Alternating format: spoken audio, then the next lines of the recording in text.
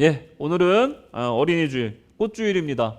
함께 나누실 말씀의 제목은 부족한 중에도 기르시는 하나님이라는 제목으로 함께 은혜 나누도록 하겠습니다.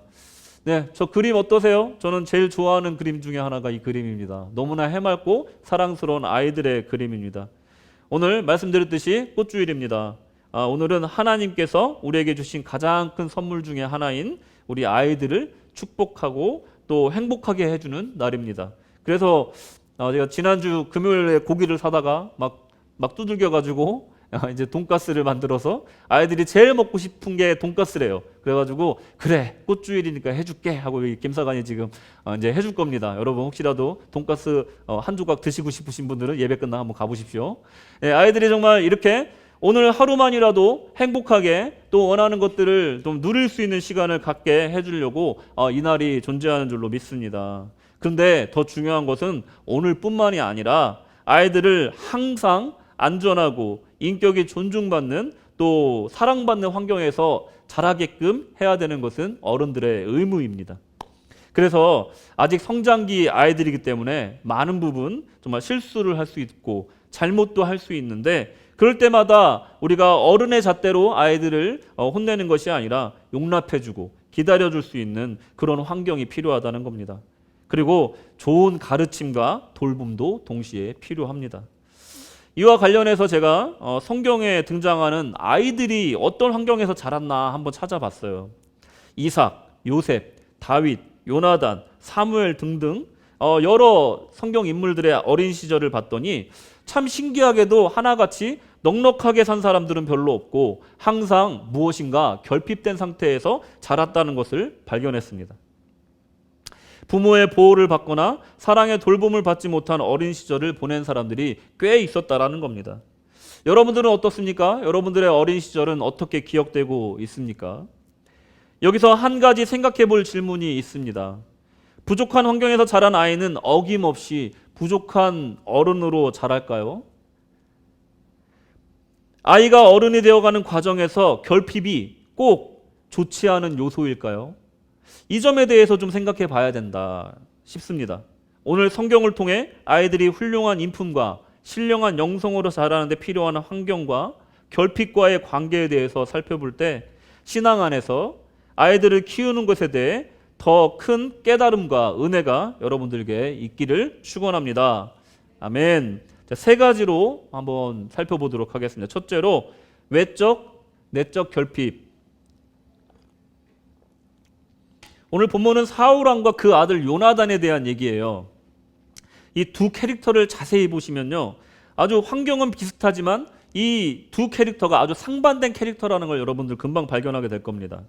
그것에 대해서 말씀을 드리면 이스라엘의 초대 왕 그리고 그의 왕의 왕자, 이게 바로 사울과 요나단의 관계입니다. 왕족이란 이 공통적인 환경 속에 살고 있었다는 거죠. 외적으로는 굉장히 풍요롭고 높은 위치에 있는 그런 궁정의 삶을 살고 있었다는 거예요. 사울은 우리가 익히 아는 것과 달리 여러분 사울이 굉장히 훌륭한 왕이었다는 건 여러분 혹시 아십니까? 전쟁에서 승승장구하고요. 백성들의 의견을 항상 물어보는 사람이었고 백성들의 지지를 받는 소위 잘 나가는 왕이었다는 겁니다. 47절에 사울이 이스라엘 왕위에 오른 후에 사방에 있는 모든 대적 곧 모압과 암몬 자손과 에돔과 소바의 왕들과 블레셋 사람들을 쳤는데 향하는 곳마다 이겼고 백전백승을 했다는 겁니다. 가는 곳마다 승리했다는 거예요. 48절에 보시면 용감하게 아말렉 사람들을 치고 이스라엘을 그 약탈하는 자들의 손에서 건졌더라. 뭐 백성들에게 이보다 더 나은 왕이 뭐 없겠죠. 예. 자기들을 보호해주고 가는 곳마다 승리하고 그리고 자기들의 말을 잘 들어주는 그런 왕이 있는데 뭐 더 이상 어떤 왕이 필요하겠습니까? 사울 왕은 백성을 귀히 여기고 언제나 백성의 의견을 들었어요. 더군다나 이 후계자 요나단은 어떻습니까? 한번 보겠습니다. 아버지를 도와서 외적을 물리치러 나가는 전장에 나가는 것을 꺼리지도 않았어요. 그리고 용맹하기까지 했어요. 왕위를 계승하기에 부족함이 없는 왕자였습니다. 14절에 보시면 요나단과 그 무기를 든 자가 반나절 같이 땅 안에서 처음으로 쳐 죽인 자가 20명가량이라. 용사 중에 용사였다라는 거예요. 이렇게 사울과 요나단 부자는 외적으로 부족함이 없어 보입니다. 성군으로 칭송을 받죠. 또 왕이 계승할 수 있는 훌륭한 왕자도 있죠. 그야말로 태평성대 하는 것밖에 남지 않았다는 거예요. 이렇게 외적으로 아주 풍성하고 아무 문제 없어 보이는 이 사울 왕가, 우리가 알다시피 문제가 있었죠. 외적인 많은 조건, 좋은 조건 중에서도 사울 왕이 항상 비판받는 이유는 바로 그의 외적인 완벽함에 비해서 내적인 신앙적인 결핍이 있었기 때문입니다. 사울 왕은요, 외적으로는 굉장히 선한 사람이고 준수한 사람이었어요. 제가 예전에 설교에서도 말씀드렸지만 사울 왕은 용모가 빼어나고 또 안정적인 가정 환경에서 자란 준수한 청년이라고 말씀을 드렸습니다. 그가 왕으로 부름 받을 때 그것을 당연하게 여겼습니다. 사람들이 그럴 만한 사람이라고, 그럴 만한 준수한 청년이라고 생각을 했기 때문에 그렇습니다. 그때까지만 하여도 아무 문제가 없었죠.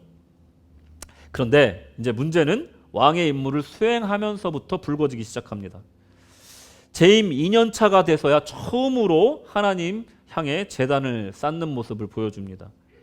35절에 보시면 사울이 여호와를 위하여 제단을 쌓으니 이는 그가 여호와를 위하여 처음 쌓은 제단이었더라. 처음 쌓은 이 제단이 재임한 후 2년 후에 처음으로 제단을 쌓았다는 거예요. 하나님께 처음으로 제단을 쌓고 제사를 지냈다는 겁니다.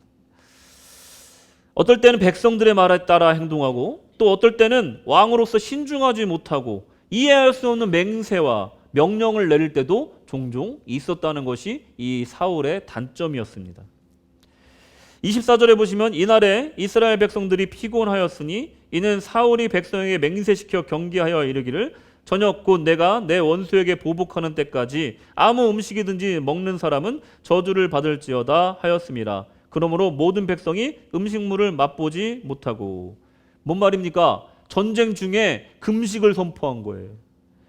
병사들에게 먹을 것을 더 줘서 기세를 더 살려줘야 되는 그 상황에서 오히려 금식을 선포해서 군사들의 힘을 더 떨어뜨리는 잘못된 판단을 했다는 거죠. 100번 양보해서 이것이 만약에 신앙적인 결단이었다고 한다면 그럴 수 있습니다.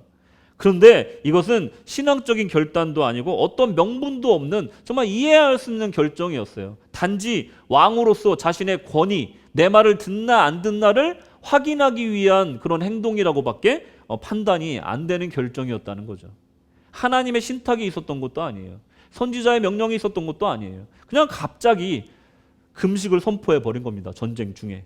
이해할 수 없는 거죠. 27절에 보시면 요나단은 그의 아버지가 백성에게 맹세하여 명령할 때 듣지 못하였으므로 손에 가진 지팡이 끝을 내밀어 벌집에 꿀을 찢고 그의 손을 돌려 입에 대매 눈이 밝아졌더라.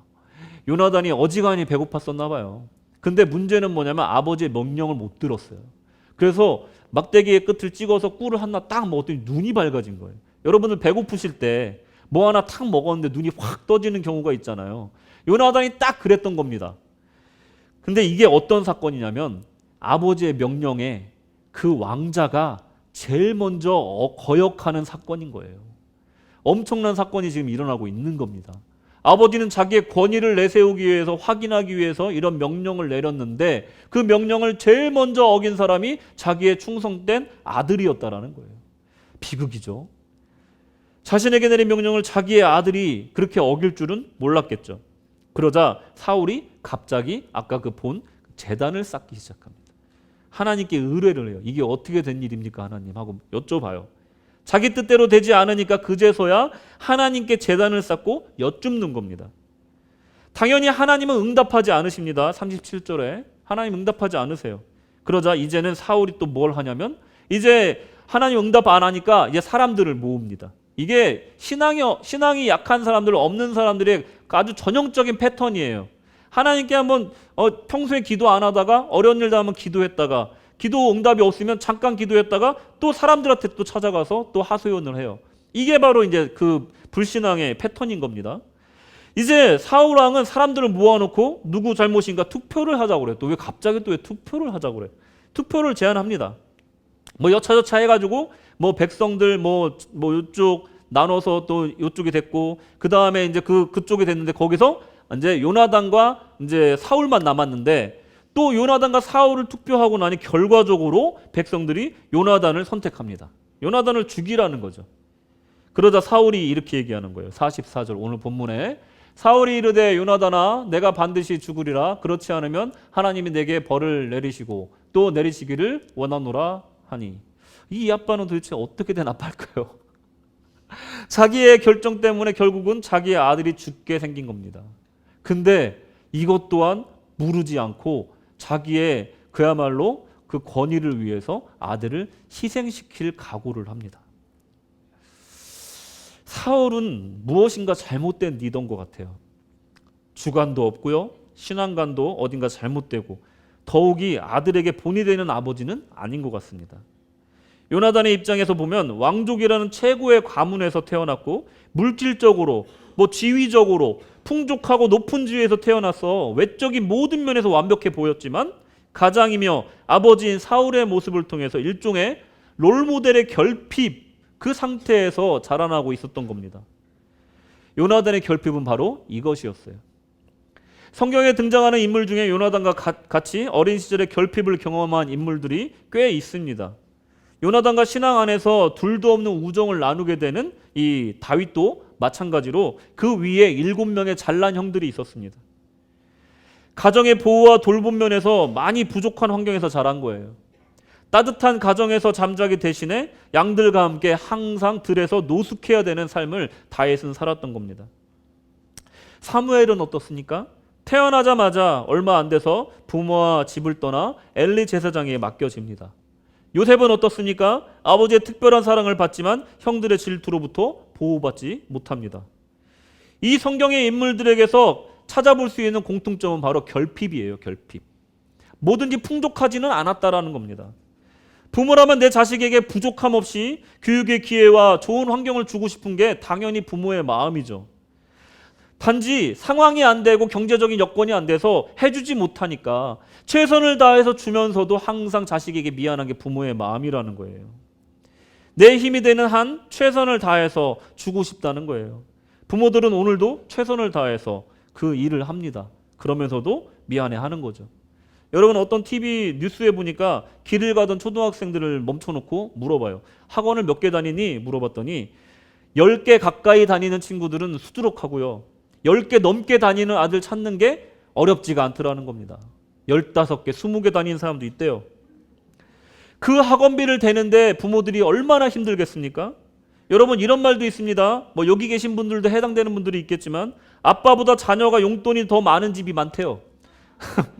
계세요? 살짝 손 들어보세요. 아 그러세요? 두 손 드시는 분들 계시네. 그래도 되지만 아이들 학원 보내려고 술 끊는 아빠가 있대요. 아이들 학원 하나 더 보내려고 담배 끊는 아빠가 있답니다. 술 끊고 담배 끊는 거 참 좋지만 어떤 면에서 참 서글프다 그런 생각도 듭니다. 이렇게 키우는 아이들 정말로 잘 됐으면 좋겠는데 여러분 이렇게 모든 걸 풍족하게 해주고 다 부어서 키운 아이들이 정말 다 될 거라는 보장이 있습니까? 아이들 키운다는 것이 이렇게 외적으로 많은 것들이 필요하고 우리의 희생이 필요한데 이것들을 다 붓는다고 해서 그 아이들이 다 잘 자랄 거라고 장담할 수 있는 사람은 이 세상에 아무도 없다라는 겁니다. 진짜 우리가 아이들에게 물려줘야 될 것, 또 우리가 물려주고 싶은 성공한 인생의 모습이 어떤 인생인지 한번 생각해 보시기 바랍니다. 외적으로는 남들 하는 만큼 남들보다 풍요한 것 같지만 내적으로는 어떤 결핍이 있는지 우리 아이들이 어떤 결핍으로 살아가고 있는지 먼저 살펴봐야 된다는 겁니다. 나는 외적으로 다 채워줬으니 끝났다 이것이 아니라 그 안에서 이 아이가 느끼고 있는 결핍이 무엇인지를 우리가 캐치해내야 된다는 거예요.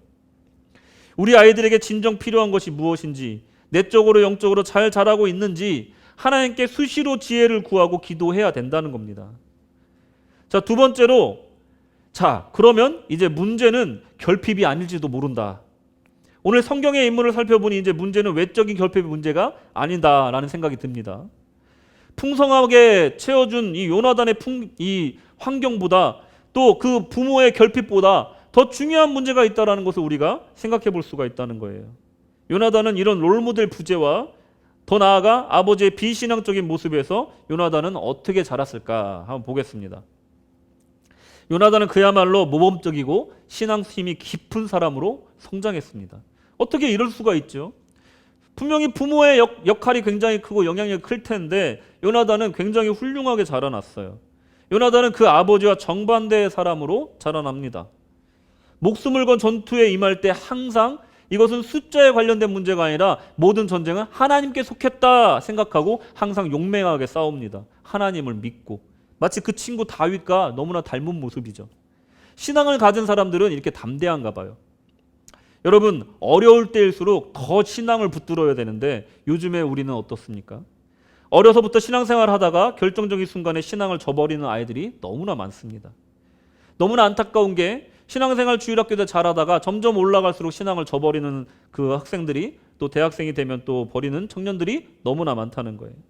고등학교 올라갈 때 특히 대입을 앞두고 많은 유혹을 겪게 됩니다. 공부할 시간도 없는데 교회를 간다는 것은 이 경쟁 상대에게 뒤처지는 것이기 때문에 부모들도 암암리에 그것을 묵인합니다. 대학교에 가면 여러 모임과 술자리 그리고 취업을 위한 공부 모임 여러 가지를 하다 보면 한 번, 두 번 빠지다 보면 교회 청년의 모임에 이제 영 나가지 않게 되는 경우가 많아집니다. 가장 처절하게 신앙이 필요한 순간에 신앙을 놓아버리는 거예요. 요나단은 그렇게 하지 않았다는 거예요. 항상 하나님께 도움을 받으며 인도하심을 받으며 살았다는 겁니다. 사울 왕은요, 블레셋과 싸우기 위해서 백성 3,000명을 거병합니다. 그리고 2,000명을 자신의 군대로 1,000명을 요나단에게 줍니다. 근데 그 상황을 주석에 따르면 어떤 상황이냐면 굉장히 열악한 상황이었어요. 3,000명도 부족한 상황이었어요. 주석에서 뭐라고 말하냐면 인간적인 관점에서 볼 때 이스라엘의 상황은 분명 절망적이었다. 이스라엘 군대는 사기가 저하되었고 북쪽 동지들과 단절되었으며 수천 대의 병거와 말, 우수한 무기를 가진 병사들을 보유한 가까운 적, 블레셋이에요. 가까운 적에게 수적으로 크게 열세였다. 이런 상황이었던 거예요. 그런 상황에서 전세가 불리한 상황에서 이 병사들의 사기가 바닥인 이때에 뭔가 전세를 역전시킬 전환점이 필요했던 겁니다. 그래서 요나단이요, 아버지에게 말하지 않고 자기 무기 든 소년만 데리고 블레셋 진영으로 쳐들어가요. 둘이서. 이런 무모한 짓을 왜 하게 됐을까? 14장 1절에 보시면 그 얘기가 나오고요. 그리고 6절에 보시면 그 이유가 나옵니다. 왜 그런 무모한 일을 했는가? 요나단이 자기의 무기를 든 소년에게 이르되 우리가 이 할례 받지 않은 자들에게로 건너가자. 여호와께서 우리를 위하여 일하실까 하노라. 여호와의 구원은 사람이 많고 적음에 달리지 아니하였느니라. 아멘. 이게 바로 요나단의 신앙의 핵심을 보여주는 문장이에요. 전장에서 굴을 맡은 굴은 전사입니다. 얼마나 군사의 수가 중요한지, 화력이 중요한지 누구보다 잘 아는 사람이에요. 용맹하게 싸웠던 사람이라고요. 그러면 자기가 둘이서 들어가서 이길 수 없는 존재라는 것을 누구보다 잘 알았을 거라는 거예요. 그런데 하나님께서 역사하실 것이다. 하나님께 그 구원은 숫자에 달려있는 것이 아니다. 내가 하나님이 나와 함께 하시면 분명 나는 이길 것이다. 이 믿음을 갖고 있었던 것이 요나단이었다는 겁니다. 그 친구 다윗은 어떻습니까? 밤마다 따뜻한 부모님 곁이 아닌 들에서 양들과 잠을 청해야 했지만 이 아이는 아주 독립적이고 주도적인 아이였어요. 시간을 헛되게 보내거나 부모를 원망하며 시간을 낭비하지 않았습니다. 양을 지키는 것을 사명으로 여기고 맹수로부터 그들을 지키겠다는 마음으로 매일매일 돌팔매를 열심히 연습했어요. 나머지 시간은 하나님을 찬미하며 시를 짓는 일에 하나님을 찬양하고 신앙적으로 성숙하는 시간을 가졌습니다. 어린아이였지만 영적으로 침체됐던 엘리를 대신해서 사무엘은 하나님의 음성을 듣는 역할을 감당합니다. 요셉은 어땠습니까? 애굽의 노예로 팔려갔지만 맡겨진 일마다 최선을 다해 성실하게 수행하였고 결국은 애굽의 최고 권력자가 됩니다. 여러분, 아이들은요, 타고난 성품이나 재능이 문제가 아니라는 거예요. 내적인 단단함이 있어야 되는데 그래야 훌륭하게 성장하는데 그 내적인 단단함은 사람이 주는 것이 아니라는 겁니다. 그것은 하나님께서 조성해 주신다는 거예요. 세계에는 지금도 수많은 전쟁이 일어나고 있습니다. 그럴 때 가장 고통받는 사람들은 바로 어린이들이에요. 꿈을 꾸기는커녕 오늘 끼니를 걱정해야 되고 오늘 하루를 살아남아야 되는 그 나라에서는 아이들에게 꿈은 사치와도 같습니다. 그런데도 그 와중에도 꿈을 포기하지 않는 사람들의 이야기는 종종 들려옵니다. 그 중에 오늘 소개시켜드리고 싶은 사람은 우간다에 사는 데니스라는 소년입니다. 저 사진을 보면 아시겠지만 저 벽돌 위에 올라가서 쇠뭉치를 팔에다 묶어놓고 이렇게 포수 연습을 하는 거예요. 잡는 연습을. 팔 힘을 키우는 겁니다. 그리고 글러브가 없어서 종이로 글러브를 만들고요. 저 배트는요, 자기가 깎아서 만든 배트예요. 그리고 폐 타이어를 또 이게 던지면 그거를 또 막고 하면서 브로킹 연습을 하고요. 그거로 역기를 만들어서 웨이트 트레이닝을 합니다. 내가 야구 선수가 되고 싶은데 내 주변에 아무것도 없는 거예요. 에이, 뭐 그럼 말지 뭐. 이게 아니라 뭘로 연습할까? 내가 뭘로 연습해서 내가 기회가 오면 그 꿈을 이룰까?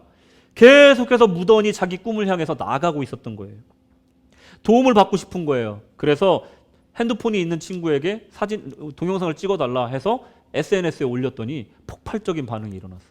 메이저리그에서 현직으로 뛰고 있는 선수들이 이 소년을 돕겠다고 나섰어요. 그래서 메이저리그 트라이얼에 신청을 하고 참여할 수 있게 됐습니다. 뭐 물론 결과는 19타수 무안타, 안타를 하나도 못 쳤습니다. 그 본래 3개만 얻었어요. 근데 저는 이게 중요하다고 생각하지 않습니다. 저는 이 친구가 야구 선수가 되지 않아도 이 데니스라는 사람이 앞으로 어떻게 살아가게 될지 정말로 기대가 많이 됩니다. 여러분, 그 안에 단단함이 있기 때문에 그래요. 뭘 해도 해낼 것 같은 거예요. 이런 아이들로 키워내야 된다는 거예요. 여러분, 혹시 지금은 우리 부모의 그늘 안에 있고 또 어려움이 없이 포실하게 자라고 있지만, 이거는 정말 일어나면 안 되는 일이지만, 만약에 어려움 당하는 상황 속에 우리 아이들이 던져졌을 때 이 아이들이 이 데니스처럼 단단함으로 하나님만 바라보고 신앙으로 정말로 커 나갈 수 있게끔 이 아이들을 키워 나가야 된다는 겁니다. 여러분, 학교에서, 교회에서, 가정에서 우리가 진정 아이들에게 가르쳐야 될 것은 바로 이것입니다. 독일의 철학자 에리 프롬은 불안과 불행을 종식시키는 방법은 딱 한 가지다. 그것은 바로 사랑이다 라고 얘기를 했습니다. 이 말은 서로 사랑하라 라고 외치는 우리 예수님의 말씀과 일맥상통합니다. 에리 프롬은 이렇게 말합니다. 상대방의 생명과 성장에 대한 적극적인 관심, 보살핌, 상대에 대한 책임과 존경을 참된 사랑의 요건이다 이렇게 얘기를 했어요. 이것은 나에 대한 사랑을 얘기하는 것이 아니라 상대에 대한 사랑이 있어야지만이 사회가 굴러가고 우리의 모든 삶 가운데 행복이 시작된다라고 얘기를 하는 겁니다. 일개 철학자가 이런 위대한 말을 하고 있는 겁니다. 우리가 항상 배우는 말 아닙니까? 우리가 아이들에게 가르쳐야 할 것이 바로 이것입니다. 사랑하라. 사랑하는 법을 가르쳐야 된다는 거예요. 의사가 되기 전에 그 환자를 사랑하고 긍휼히 여기는 마음이 있어야 되는 거예요. 판검사가 되기 전에 정의로운 마음을 가져야 되는 거예요.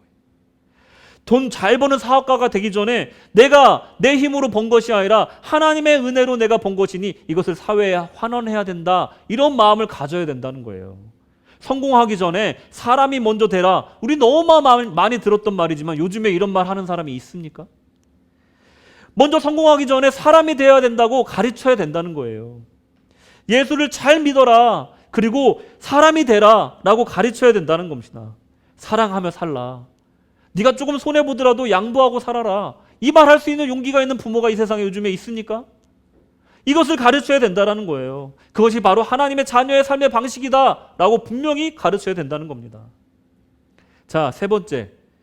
이 모든 교육의 시작점은 바로 가정이기 때문에 이 결핍과 가정의 회복의 문제를 우리가 봐야 됩니다.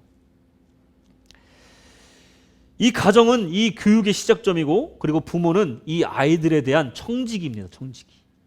내 속으로 났지만 저 자녀는 내 속을 통해서 나왔지만 부모의 소유가 아니라는 거 우리가 알잖아요. 그 어떤 부모도 모든 것을 완벽하게 채워줄 수 없습니다. 그저 우리는 청지기인 거예요. 이 아이들과 하나님을 연결시켜주는 역할을 하는 게 우리라는 겁니다. 어떤 아이들은 개천에서 용나듯이 훌륭하게 자라주고 어떤 아이들은 부모 세대와 생각지도 못한 전혀 새로운 인생을 사는 자녀도 있어요. 내 속에서 낳았다고 해서 다 나같이 살라는 법은 없다는 거예요. 그 자녀들이 세상을 살아갈 수 있게끔 도와주고 성장시켜주고 또 그들을 하나님께로 인도하는 역할을 하는 것이 바로 우리 부모의 역할이라는 겁니다. 요나단도 다윗도 사무엘도 요셉도 모두 하나님과 동행했기 때문에 훌륭한 신앙인으로 자랄 수 있었는데 부모가 만약에 그런 역할을 했다면 더 훌륭하게 자라지 않았을까? 여러분, 그 역할을 우리가 지금 맡은 겁니다. 요셉이나 다윗처럼 신앙생활 잘하면 또 사회적으로 또 성공할 수 있다는 것을 생각해 볼 수 있습니다. 비례하지 않겠느냐. 근데 딱 그렇게 단언할 수는 없어요. 하지만 분명히 긴밀한 연관성이 있다는 것은 분명합니다. 신앙생활 잘하면요, 사회적으로 분명히 영향력이 있게 자라게 돼 있어요. 왜냐하면 아이들을 신앙 안에서 키우면요, 또 부족한 중에서라도 신앙 안에서 잘하면 분명히 하나님이 쓰시기 때문에 그렇습니다. 그러니 아이들을 신앙 안에서 단단하게 키우는 것은 정말 중요한 일이라는 거예요. 그러기 위해서는 이제 부모로서 또 교회로서 아이들의 신앙교육에 더 열심을 내고 사명감을 가져야 됩니다. 사명감. 또한 가정의 신앙교육, 인성교육의 기능을 회복해야 됩니다. 더 이상 학교에서 아이들의 인성교육을 맡기기에는 학교는 이제는 너무나 멀리 갔습니다. 사회도 마찬가지입니다. 제가 얼마 전에 그 월트 디즈니사 아시죠? 아이들 애니메이션 만드는 회사예요. 그 회사가 오래전부터 동성애 이슈가 있었어요. 근데 얼마 전에 디즈니사의 한 임원이 인터뷰하는 거를 봤는데 아주 정말 큰 충격을 받았어요. 와, 세상에 여기까지 왔구나. 이것은 동성애를 찬성하고 반대하는 문제가 아니에요.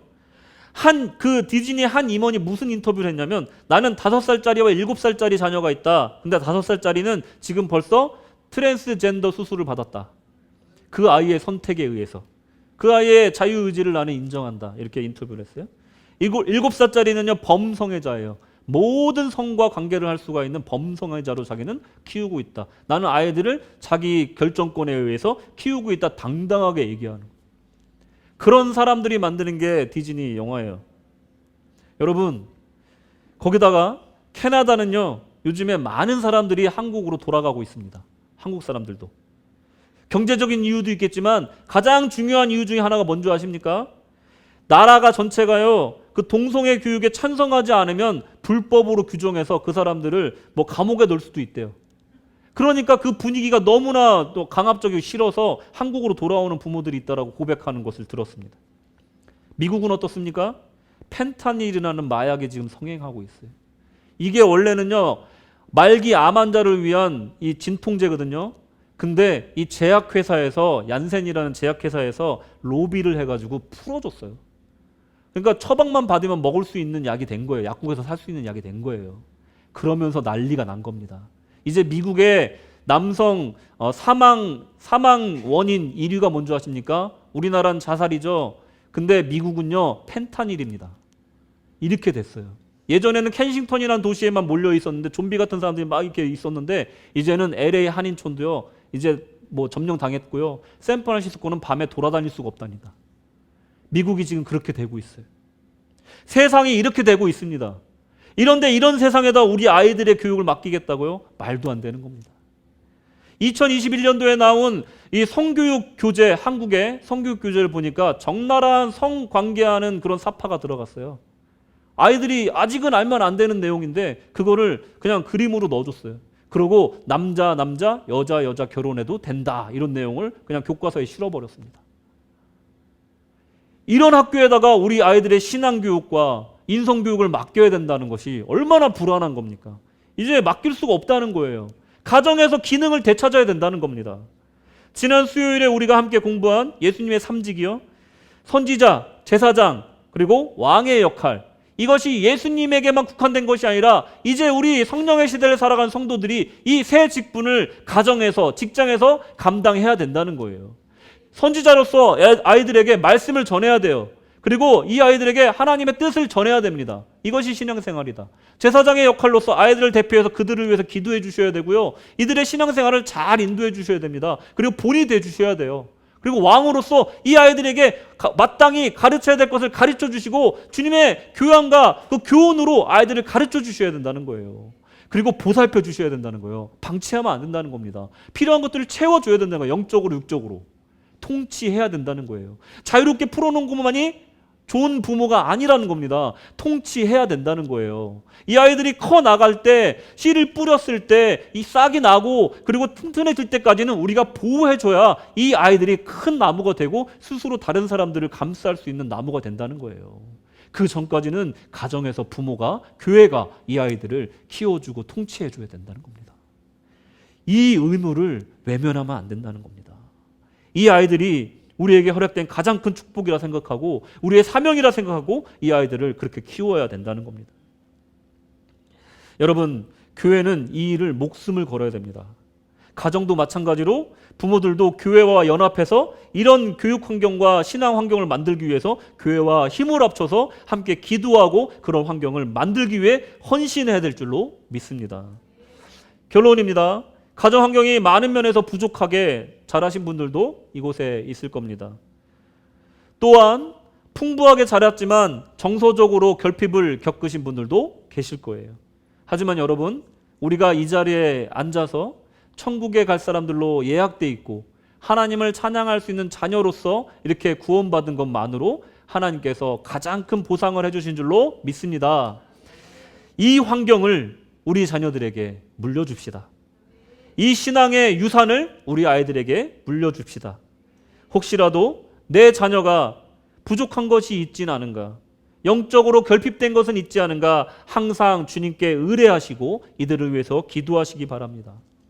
선지자로서 말씀을 아이들에게 먹이고 제사장으로서 신앙의 모범을 보여주고 왕으로서 필요한 것을 채우고 통치하시기 바랍니다.